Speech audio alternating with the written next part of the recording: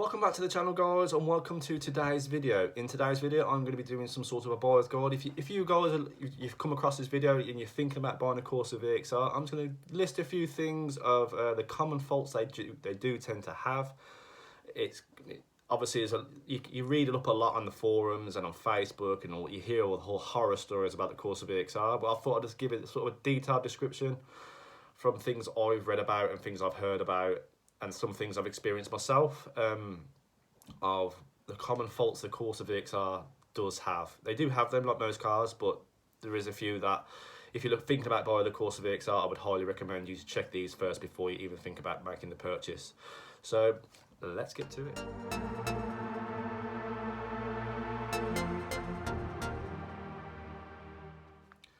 Right, we'll get to the first one. I'll get the worst one out of the way first. Piston 4, yes, that dreaded Piston 4. They do break ringlands. It's due to the Piston 4 is the hottest cylinder of the four. It's down to the fuel rail is side fed. Also, the exhaust manifold and inlet manifold, the route that the emissions go obviously out and the air comes in, it's not very efficient. So it does cause Piston 4 to get hot, as well as the injectors coming out the factory being pretty poor. Although on the newer ones, on the newer VXRs, they do get bigger injectors, so you don't hear Piston 4 as common as the earlier ones, but it still does happen. So this is sort of, you need to sort of look out for if you're buying a Corsa VXR. Listen for it. Is it a lumpy idle, hesitation, any smoke out the exhaust? If you're buying from a garage, ask them if you can do a compression test ideally. I mean, if you're going to buy privately, not many people are going to let you take the coil pack and the spark plugs out to do a compression test for your own peace of mind. However, they might, you never know, it's worth an ask, but it is a really common thing, and if Piston 4 goes and you are looking at a hefty bill, depending how bad it goes. I had mine forged just for my peace of mind. The pistons were fine when they were took out the car, they were fine, but it's just something they do suffer with, unfortunately. But they are a brilliant engine once forged, and they can handle some hefty power. But yeah, this is something you really need to look out for. So any idle issues, misfiring, smoke, nasty noises coming from the engine on idle. Have they warmed up the car before you've got there? Is there something they're trying to hide? Because I know that on the cold start, they can run really lumpy if it's not down on compression too much, but once it gets up to temperature, the idle will smooth out. So if you're going to buy a car, have they warmed the car up? You just say you want the car cold, so you can, like, when you arrive, obviously don't put your hand on the turbine manifold, but feel by the turbine manifold, is it cold? So then you can sort of know it is definitely a cold start.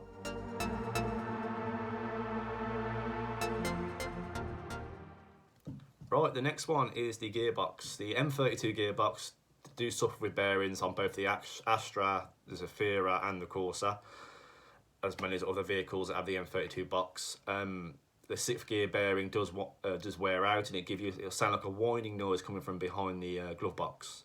Also, they have problems with the shifter popping out of gear. So is this happening when you take the car on test drive? Does the shifter seem to pop out of gear, or is there's movement when you put your foot down and let off? Is there excessive movement on the shifter? Just by looking at it, when you put your foot down and let off, is the shifter moving quite excessively? So that can point to a broken gearbox, and obviously the bearings whining, and you can hear some sort of a metallic noise sometimes when you're turning left and right around 30 miles an hour. This is something that will suffer with. So if you do go to look at one, make sure the gearbox is completely silent, and also when you put it in gear, it stays in gear. When you put your foot down and let off, make sure there's no excessive movement on the gear shifter.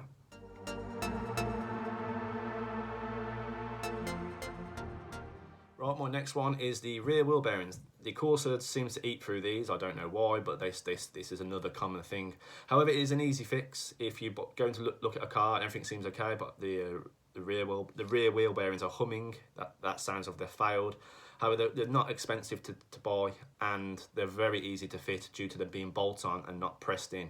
So it's something you can do yourself at home, and it could also be a good bargaining tool for when you buy a Corsa VXR. It's something you can knock them down with the price at, oh, well, the rear bearings have gone, and I want some money off for that. So it's another way to get some money off the car. So that's that one.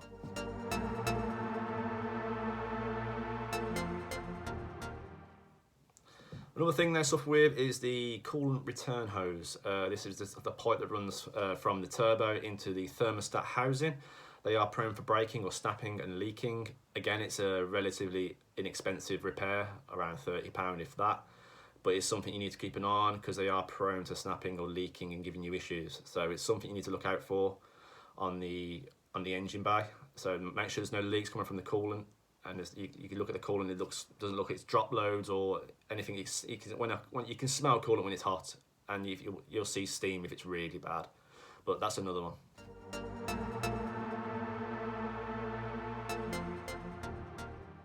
Also, you want to check the service history. It doesn't even have to be fully serviced, like, you know, the book stamped up. But how often is it serviced? Is there lots of invoices, receipts? When was the timing belt done? The timing belt on these are due at 60,000 or every 10 or at 10 years, so whichever comes first. So make sure if you're buying a car with over 60,000 miles, make sure the cam belt has been changed, because obviously that snaps, that's it, you've had it. But yeah, make sure it's either 10 years or 60,000 miles, whichever comes first.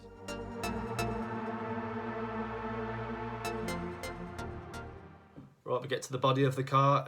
These do suffer with arch rust where the bumper meets the arch due to the clips not being that great, and over time they start to sag and the bumper sort of rubs on the arch, causing the paint to wear away, and it can cause rust to come through. It is a very, very common thing on the Astra and the Corsa, so it's pretty unheard. It's not like it's unheard of. It's like it doesn't rust bad, but it looks worse than it is. But it's something you want to look out for 100%, and it's. Depending on what body shop you use, depends how much they'll quote you to repair it. I can't really say how much, but it's not going to be mega cheap. But it's something you need to look out for. How bad are they? Is it just starting to come through, or is it like pretty accessible? It's something to check when you're buying one. Make sure if it is starting to bubble, it's not the end of the world, but it will be something you need to address in the future if you do decide to purchase the vehicle.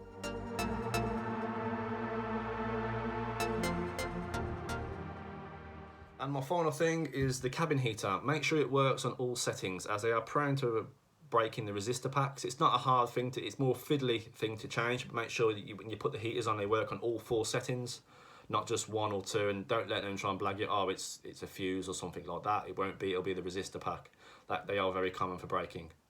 So that's my final bit of advice to you guys. So I hope you guys enjoyed the video, and I know it's a silly little one again, but you know, I thought I'd again do something different as I'm waiting for some bits for the car at the moment. So, but I like to keep the content coming for you guys, to give you guys something to watch.